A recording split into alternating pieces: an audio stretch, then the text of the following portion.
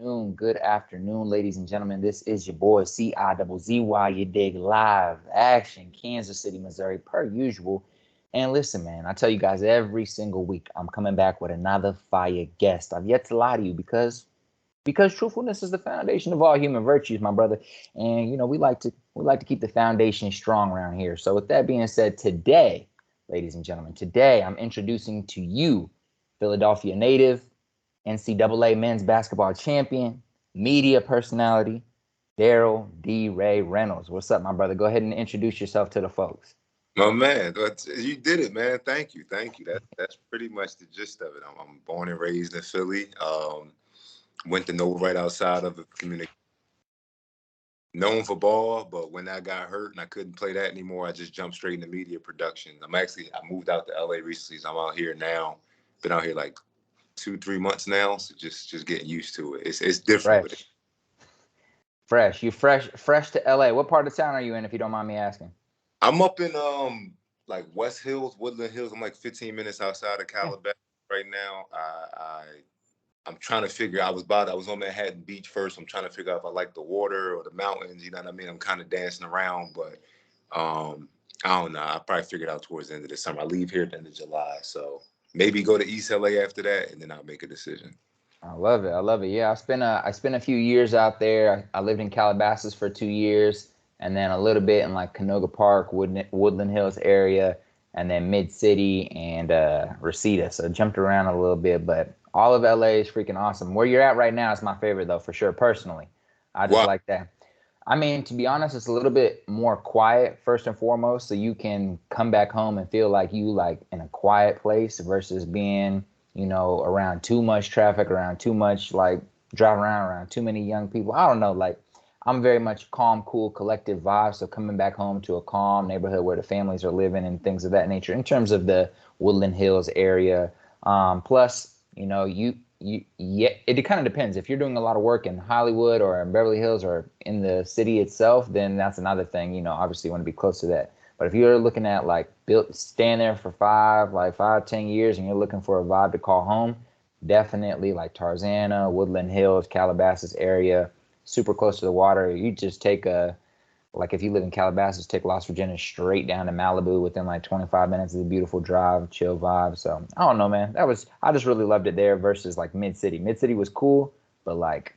Yeah, no, it's funny. Like I said, I was by the water when I first got out here. And I realized that you didn't deal with the city issues. But as I got closer to the city, I was like, I ain't far to deal with city problems. You know what I mean? Man. I'm hoping to get a change of pace. I like it up here in the mountains or, like I said, by the water. But you're right.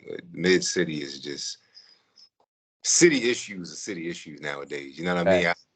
COVID kind of showed. I went up to San Fran when I first got out here, and it kind of showed me like, oh, COVID kind of affected every urban area the same way. You know what I mean? So it's now trying to figure out what works for you if that doesn't, and that doesn't work for me. Absolutely. I feel you, brother. Well, I'm glad you made it to LA safe, and I'm glad you're out there. It's going to be an amazing time. We'll kind of dive into a little bit more about what you do so that it makes sense for people why you're out in LA now. So for sure, let's start from the beginning, though, man. Like 5-year-old, 6-year-old Darryl, who did you think you were going to be when you're older? What were some of your early passions, hobbies? Like, if we could go back in time and like put a video on the screen of 6-year-old you, what would you be doing? I mean, I wasn't one of those kids that was like, I want to be this or I want to be that. I didn't play sports yet. I was always drawn to media and storytelling. I really liked movies and videos as a kid. I think as every kid, like, I loved Aladdin. Like I wore that Aladdin VHS tape out. I remember Matilda, the Rugrats. Proud Family wasn't out yet. It was a show with this Caribbean family. They had like a frog, and they would always tell stories on it. I think it was like Walla Walla something. Reading Rainbow. I was just interested in anybody with a story. Reading Rainbow was huge. Reading Rainbow and Mr. Rogers were huge influences. Just to see these very sympathetic, empathetic people who they were very good at telling stories. So I think for me, it was more so about the story of things, not so much the thing. You know what I mean? Like I was interested in being an astronaut at one point, as every kid is, but not be. You know what I mean? Like, oh my God, I want to wear the suit or whatever. It was just like, what is the story of someone who can see the earth from, you know what I mean, outside? You know what I mean? And just like I said, for me, it was always the ability to bring back a story, and tell about an experience, or for somebody to just be a great storyteller. I think that's what stuck with me more than anything. I didn't start playing basketball until I was 15. Damn. So yeah, Yeah. yes. We're definitely gonna have to touch on that. That's a late start for what you were able to accomplish in that short period of time. So when you're younger, did you have? I mean, not did you have? Do you have any siblings? Was there anyone else in the household you're playing with, kicking it with? There are a lot of cousins around. There's a lot of family. Like, walk us through kind of like early life and what that looked like, in real life for folks. I mean, I had cousins that were more like my siblings, so we were closer in age, but I was the only child for the first 7 years. Mm, So my siblings are 7, 8, 10, and 12 years younger than me. So wow. being so far apart, it was kind of like, you know what I mean? It was kind of my cousins were, one was born 92, one was born 94. You know what I mean? So they were like, that was like my sisters. That was my older and younger sister. Um, but yeah, man, for me, I spent a lot of time alone. It was just me and my mom for those 7 years as well. So just like I said, spent a lot of time alone. And because of that, I gravitated towards the television.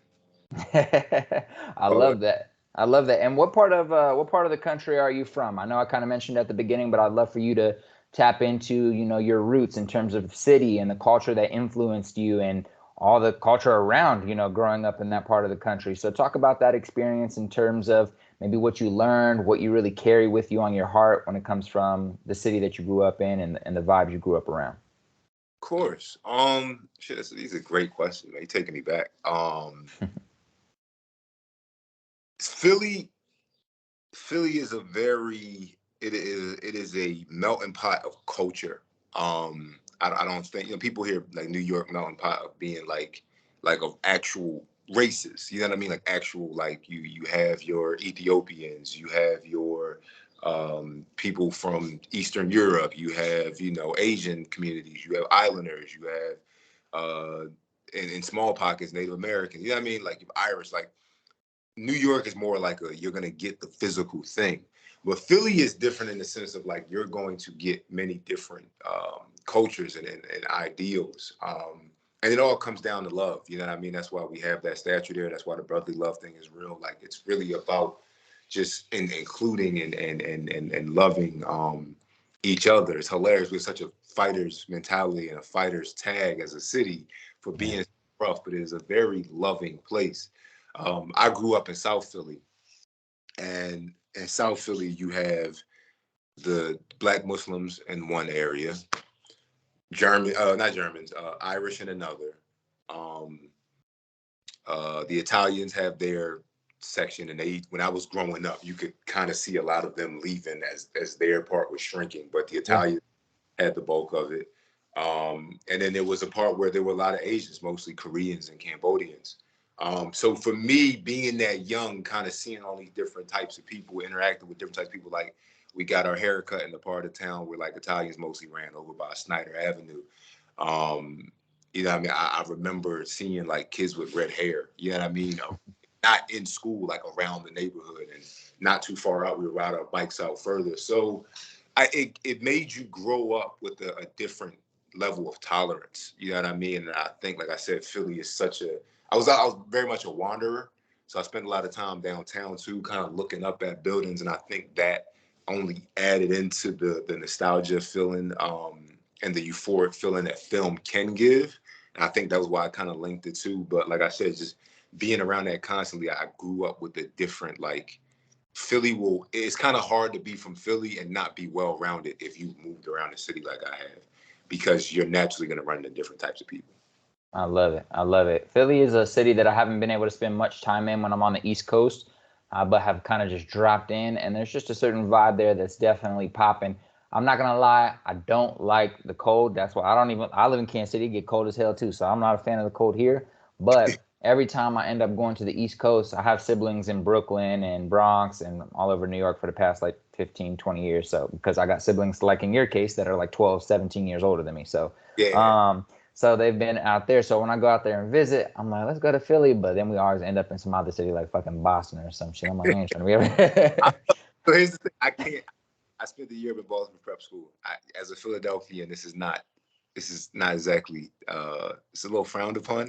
I'm a closet Boston fan. I don't like the Patriots or the Celtics. I mean, like the city. Like there's a feeling there that I really like. And it reminded me of Philly, but it's cleaner, to call it what it is. Like have street cleaning and shit like that. Philly sticks to the like that whole rough shit that we wear. It's like we really wear it on your heart. Yeah. Straight up.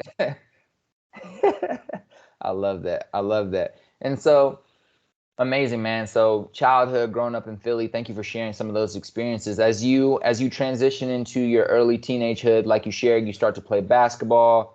Kind of share what's the influence around how you got into basketball, and talk about your teenage years. Maybe one challenge that stands out in your mind during your time period in high school, and then one like really positive thing that you're like, wow, I really missed that time period.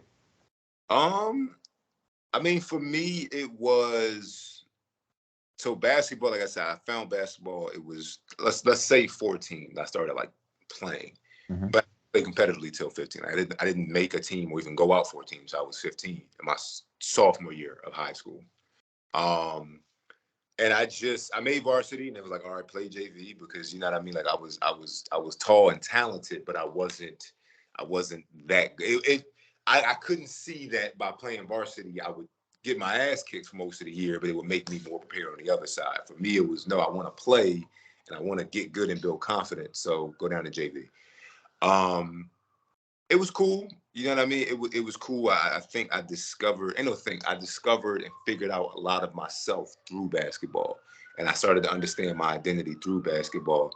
I think the challenging part of it all was being in high school, going through puberty, obviously figuring that out, was how far do I take this thing, and how much of myself do I actually give to it? Because, like I said, I understood my identity outside of it. I understood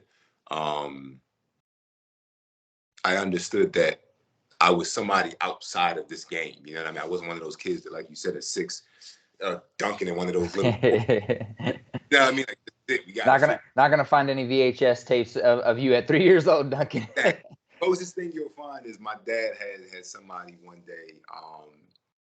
He had this local artist make like a Space Jam, and they put me in Michael's place. So, and I love Space Jam, the movie.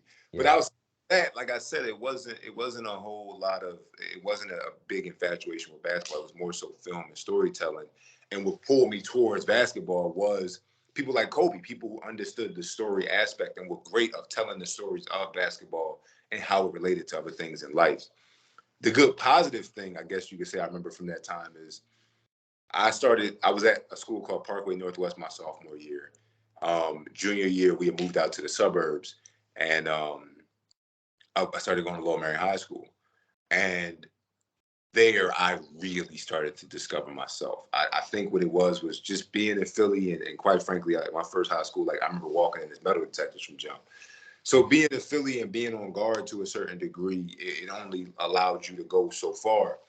I get to Lower Merion, and just the ease and the space and the ability to take a deep breath, and quite frankly, the resources, I'm gonna call it what it is, allowed me to start to kind of question, like, what am I into and what am I not? You know what I mean? And I remember like going to like the music hall, hearing classical music and being like, holy shit, like this, I love it. There was a wing in the school that's just dedicated to the arts, for photography, videography, shit like that. And I was like, I love this. So I think that being dropped into that Lower Merion community and learning about that. I went to school with predominantly Jewish kids. Just that time helped me. It made me start to question what I liked and what I didn't. You know what I mean? And thank God I didn't fall into the things that weren't for me. I love that. I love that. And you know, for individuals out there who don't know, that's a legendary school for probably one reason to the majority of the world. And that would be Kobe Bryant's alma mater. So pretty amazing. I would like to discuss that in a future follow-up podcast that we do. Oh, But let's jump into it, man. You go through high school and you end up at Villanova. How does that happen? What was that experience like? And just talk about your experience at Villanova, what was going on in life? Were you like, damn, I don't even want to be here, I just want to play basketball? Or were you like, I'm just here to go to school, but it's awesome that I'm playing basketball? What was your vibes? Where was your mind at? For me, it was kind of figure out the best of both worlds. You know what I mean? Don't. I was the student athlete thing is real with student being first. That shit is real at Villanova. They do not play that. You know what I mean? You are a student athlete. You're a part of the community. Don't go off on your own and be on some other stuff. And if the grades weren't right, first of all, the grades weren't right, you ain't even getting in. But if the grades weren't right, play ball. So very adamant about school, but I knew what I wanted to do. I knew I wanted to be in a communication school. Like what got me to Villanova was the basketball culture and Coach Wright, as much as it was my film teacher, Hezekiah Lewis, showing me, the things that they were into on my visit. So for me, it was very much like, all right, figure out both. You're here, you're here because of you're getting a free education. Not a free education, but you're getting an education that is, let's say, a debt-free education. I like to say, Yeah, you're getting a debt-free education, and you're getting a chance to play basketball. But the basketball thing wasn't what it is now. I think people hear Villanova now, and they think of the 16 championship, the 18 championship, the guys that's been, fortunate enough to go on to the NBA over these past couple of years. I'll be honest with you. You rewind the clock back 10 years, 2012, they had a 13-19 season. 2015, they went to the NCAA tournament, lost in the second round to North Carolina, actually. So, like, it was obvious the momentum was going like this, but the year I go and I commit, they break up the conference, and now it's the original Catholic seven of Georgetown, Providence, St. John's, etc., go off and adopt Butler, Xavier, and Creighton, and now it's a 10-team conference instead of the Syracuse and Miami's of the world that you remember before. The conference was smaller, it was a little more intimate, and I think with that move and the positive momentum, that was what made Villanova start to go like this. And then, like I said, my freshman year, we did good, lost second round. Sophomore year, did good, lost second round. Did very good, lost second round. And then that third year, my junior year, we won the championship. And then the fourth year, we did very good again. So I was there to see Villanova gaining this momentum. And it was dope. But like I said, the student thing came first, and just being aware that the ball is going to stop bouncing one day. absolutely. I love that. And so while you're there, I believe you really start diving into media even more. So let's talk about Stay Tuned Network. Let's talk about your dive into turning this desire to be a part of media, this desire to be a part of storytelling, and how that turned into, I guess you could say, real life. I mean, for me, it's funny. Stay Tuned Network actually started on campus, but not while I was there as a student. It was when I got hurt and went back to coach. And that was what your position as student athlete development? Yeah. Got you. Yeah, touch on that also as well, if you don't mind. No, of course. So, like I said, my time there, I'm taking classes. I specialized in screenwriting. I really focused on screenwriting because for me, it was marrying. They wanted me to, like, when I got there, they first saw my writing. It was like, you should be an English major. And I was, don't, you know what I mean? I need the visual part of it. It can't just be all words. Yeah. So screenwriting to me was, these people know how to they know how to tell a story through words. They know how to visually give you a story through words. That's what I want to do. But while I was at Nova, like I said, it was so basketball. My first year overseas, I am doing a lot of writing and a lot of planning, but all of it is, okay, once I'm done and I'm retired at 35, 40, then I'll start with this stuff. I get back from overseas, and within like a month of being home, I get hurt. And it was like, all right, let's just start now. So I go on campus. Coach Wright gives me the job of student athlete director. No, what is it? The director of student athlete development, which is pretty much a quasi coaching role for guys who just got done playing, think they want to get into coaching. You take this role where you're doing coach work and you're doing grad assistant work. And then if if you want to be a coach after that, then we'll figure it out. But some people are just like, this is this ain't for me. exactly. They knew that about me, so that was my saving grace. He allowed me to do the media stuff a bit more. But I still had to coach. Like, I still was on the floor for every practice. I still was on the bench for every game. You know what I mean? Like, I still had to talk to the players. Like, it was just, you're still a coach. But during that year, I started to understand how powerful the media side was and what I could get that side and how that side was. I don't think that basketball wasn't truly me or anything like that. It was just, that was the side that was there first. So I started with the show Stay Tuned with D.Rey, which was like a talk show. And I really loved Arsenio and David Letterman and Kimmel and guys like late night talk show. And I just loved that. Like, I remember watching Johnny Carson's show and I was like, this is so dope. Like, you're just this suave host type character that your thing is to make people's things better. And I love that. That's what I love about coaching. That's what I love about directing. Is your thing is to take the thing. You're the orchestrator. You find all these things that go together and then you push it forward and make it better. So I was like, I need to start a media company. And for me, the thinking was, I'm like a musical artist that's making their own label and signing themselves to it. Like, I admire the hell out of Jay-Z, and I looked at what they did with Rockefeller when they first started. It was like nobody would sign him, so he went and made his own record label. And you see what that had turned into over time. And for me, it was the same type of thinking. Like, I can't really sell anybody on what I'm trying to do here. So let me just make my own thing and do it, and then people will get along on board as it goes. And that's what Stay Tuned Network started off as.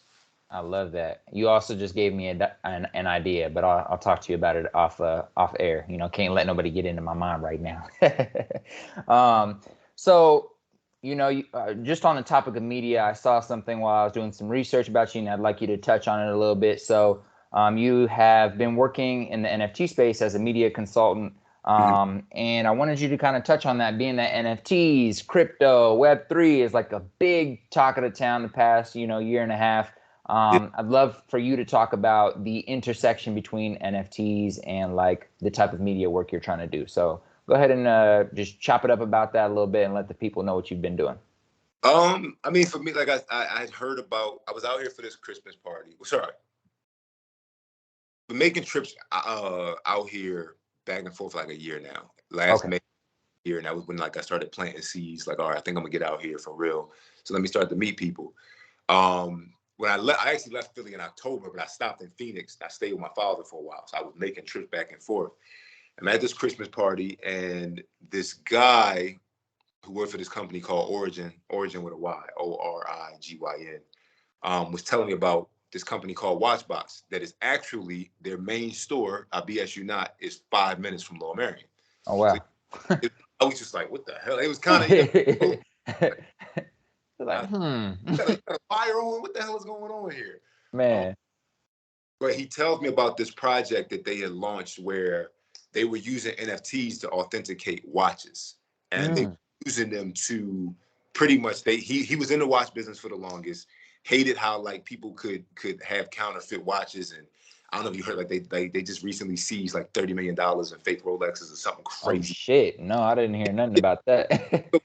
In the watch world, which I've always been fascinated by time and fixated on, and I love watches and the clock. Can't wait to get a real nice one. That's like my thing right now. That's what I'm after. And anyway, in the watch world, that's like their biggest enemy.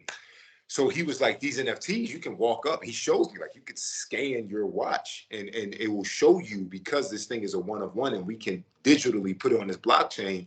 It'll eradicate fake watches for people who are looking. Obviously, there's always gonna be fake watches, but you can't be in certain rooms because if somebody got that technology to scan that shit, like the diamond testers, you're done. And they had told me that was the thing that really powered them. And that was, kind of early in the NFT space. It was more crypto and blockchain, but it was still something within the NFT space. And I told him my background was in production and documentary work. So then they kind of hit me to this concept of, okay, you can double dip. You can do the documentary work, but the way that you really make money off of it is making NFT properties from the documentary. AKA use your storytelling ability to give people the story and then you give them an NFT that goes along with it that ties them into it. And the first time I saw it done, I was a fly on the wall for this meeting where one dude was talking about his production company and everything he had going on. The other dude ran a sneaker company.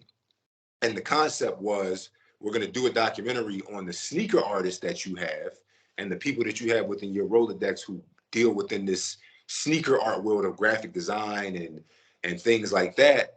And then we'll use NFTs of their work to sell in the aftermath of the documentary. And then, like I said, we'll double dip. You have the documentary and you have the NFTs that tie people who like the documentary into the actual work. And for me, it was like, holy shit. Like, light bulb. That is it. That is it. That is how you not maximize, but that is how you take documentaries to the next level. Instead of me just throwing this information at you that you love of this story, let me find a way to bring you into it. And that's what I realize NFTs give you the ability to do. Like a lot of these clubs people belong to, because of NFTs, you get events, you get, invites to the restaurants that they open up.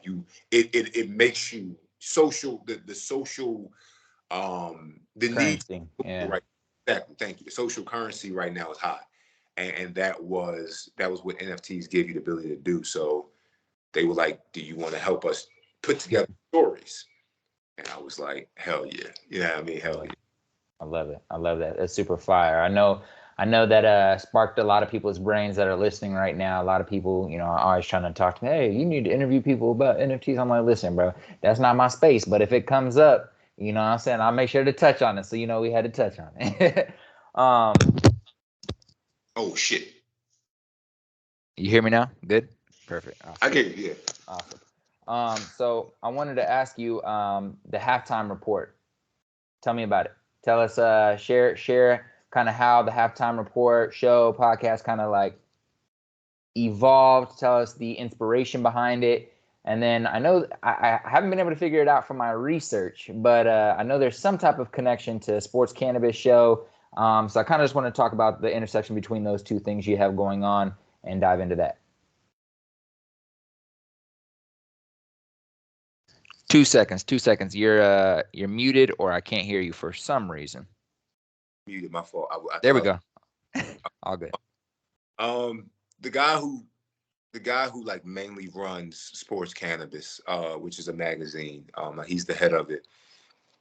We had got to talking probably a little bit of a year ago, and we were just talking about like speaking engagements and things like that, and I could hear his passion about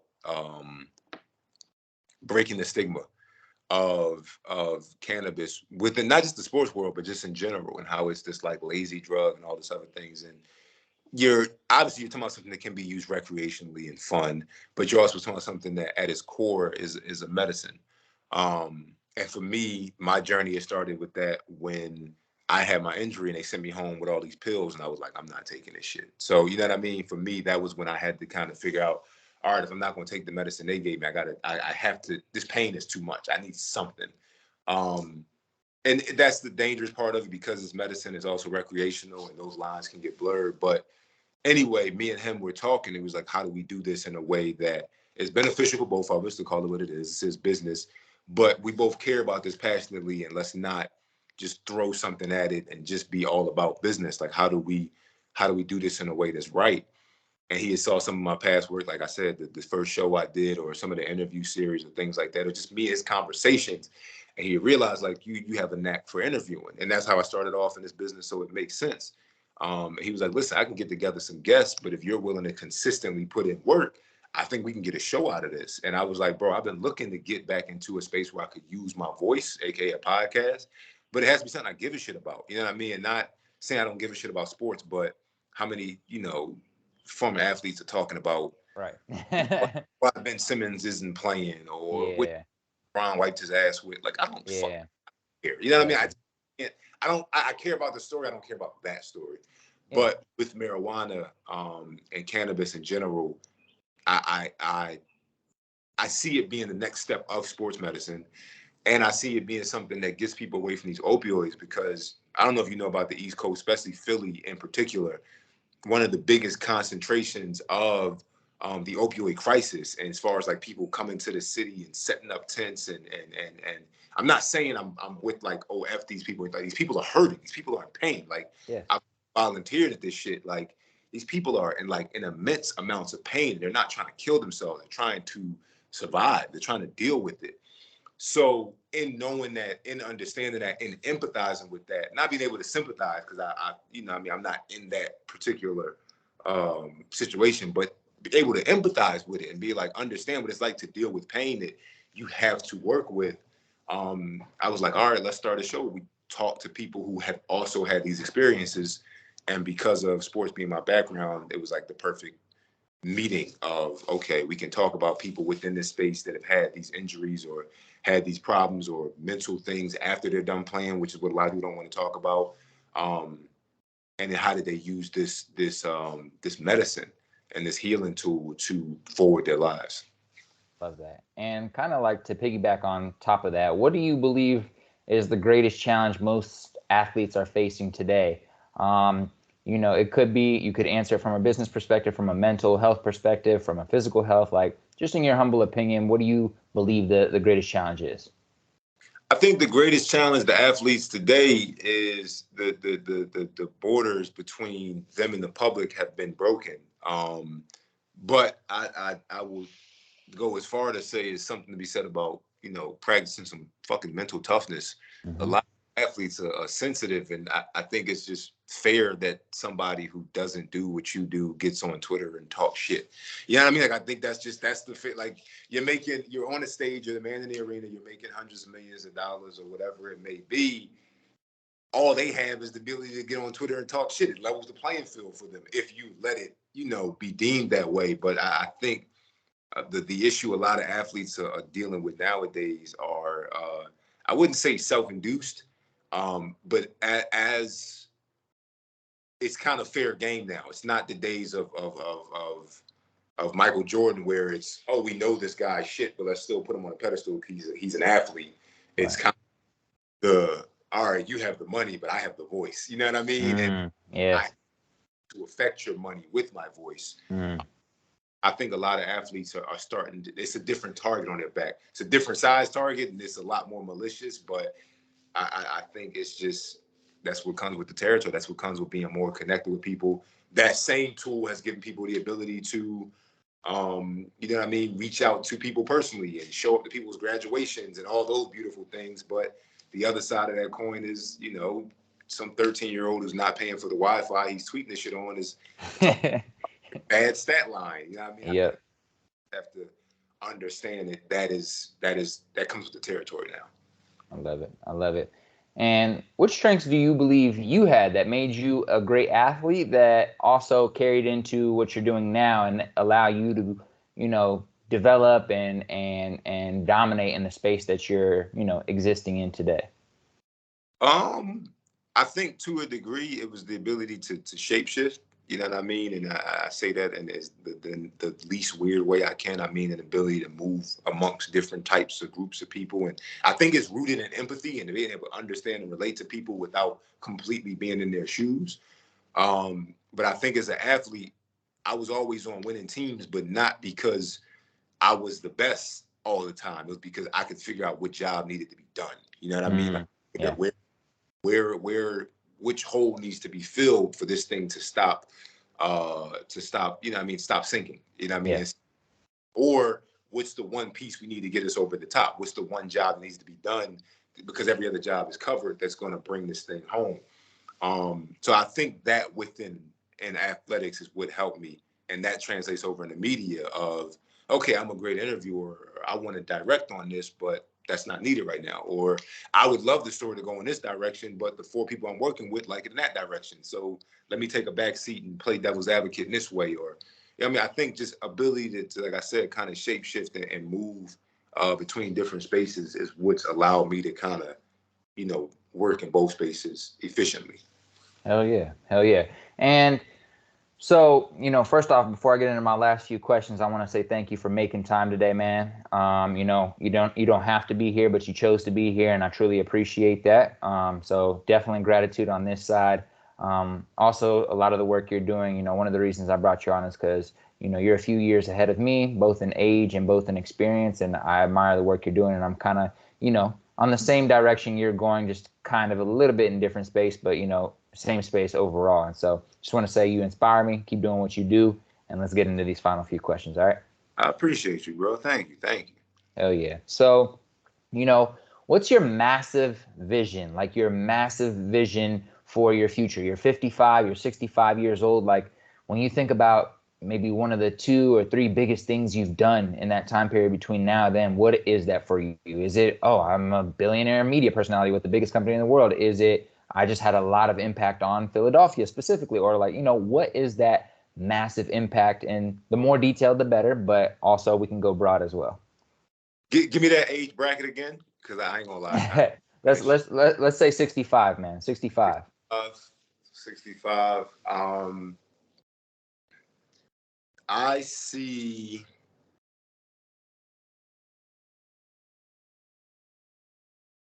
I want the media to stay. How do I put this? Purposeful. Yeah, I mean, I want to get to a point where I'm just doing shit to do it, and obviously, I want to use my God-given talents. But I don't want to get to a point where it's just money. You know what I mean? Or it's just a job, or I'm just doing shit because that's my role. So for me, it would be within media. I want trophies. You know what I mean? I think like sports, that there's a competitive nature within me that wants to win and have the best X, Y, and Z. So hopefully by that point, inshallah, I have several awards for several blockbuster films.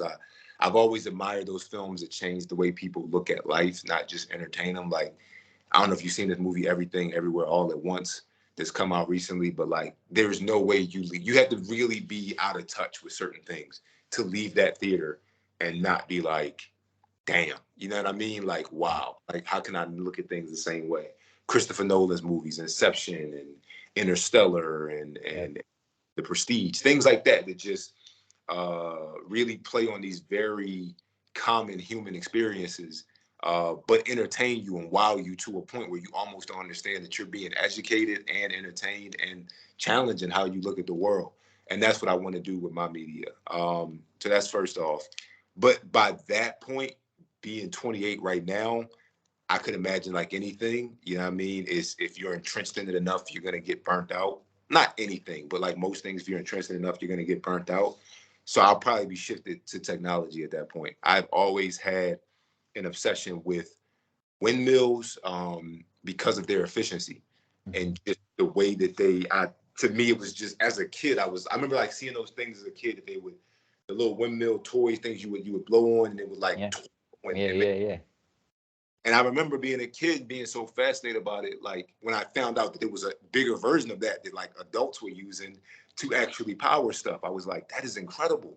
The idea of just using this natural thing of the wind. We're not killing the earth or doing anything crazy. We're just using the wind in certain areas to power things. And I can't act like that hasn't always been on my mind. So I'm pretty sure at that point, I would have probably shifted back towards a role of shifted to a role of kind of being like almost completely behind the scenes, like not being seen a whole lot, but working within technology. And hopefully, I'm successful with it, very successful with it. I love that. I love that. Our second to last question today, brother, is who is Darryl? Right now, you're 28, 29 years old, man. Like right now, where you're at in life, like who are you? I am at a point where I finally have figured the bulk of myself out. I got to be honest. So funny you said Darryl. The reason I go by D.Rey is I've never liked my name. I love my junior. I love my father. I love my father. I adore my father. But it's never felt like my name. It's never felt like me. And when I got the nickname D.Rey from college, I had ran with it to a degree because I was like, this is me. You know what I mean? This isn't.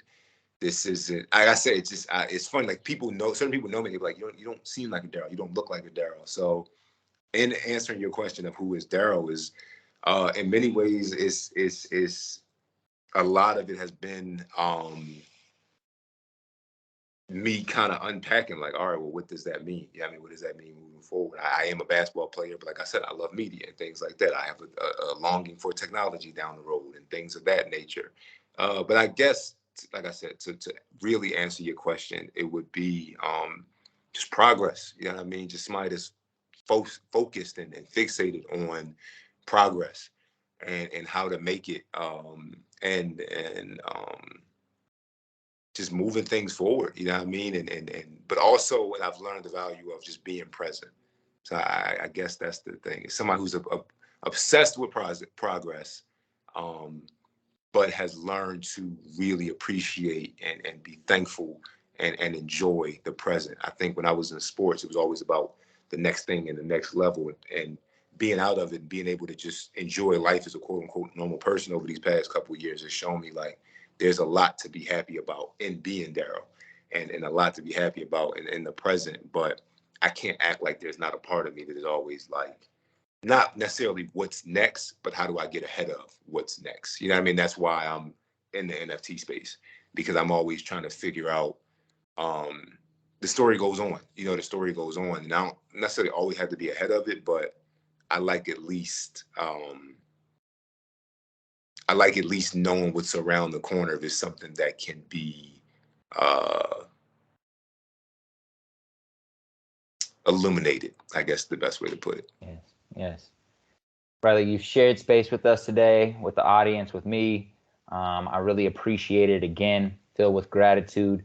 Saturday you could have been kicking it, Manhattan Beach vibing, Calabasas vibing, but you're here with me and I appreciate that. So it's your very last day on earth. You're 115 years old and your great-great-grandkids are sitting at your feet. They look up to you and they're like, hey, great-great-grandpa, give me one piece of advice on how to live life. And this is the last thing you get to leave them with. What are you going to say?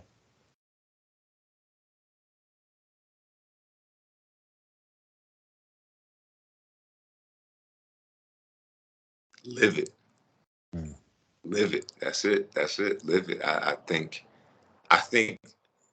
life has we have made life so trivial. Mm. Um, I know I especially have, in the sense of getting things right or getting things wrong, or being right or being wrong, or doing this or doing that, questioning and re-questioning, and you get the answers to questions and you answer. I mean, you question if the answers are correct. You know what I mean? And I think my advice would be to them is just live it. Life isn't something to be trivialized or broken down or explained. It's something to be experienced. So experience it. Yes, sir. All right, brother, man. Thank you so much for your time today. Before we sign out, can you let the folks know where they can find you, how they can support you, how they can follow your journey moving forward? Yeah, man.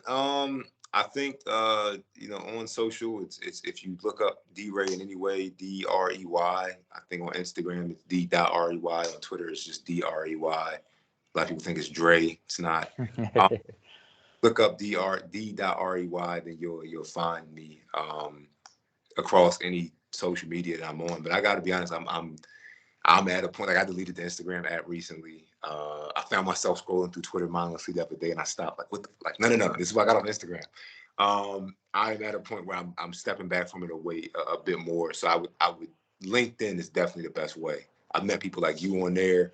It seems to cut through so much of the noise. You know what I mean? So LinkedIn is probably the best way to find me. And there is Darryl, D.Rey, Reynolds. That's it. Hell yeah. You guys can find his contact information in the description below. Make sure you leave a 5-star review and share with a friend, because that is the only way we can grow. Now, if you don't want us to grow, that's okay. I still love you. But if you do want us to grow, make sure you drop a comment, share, 5-star review. This is your boy, CIZZY, as you know, out of Kansas City, Missouri. And Darryl, we are out. Saluski. My bad.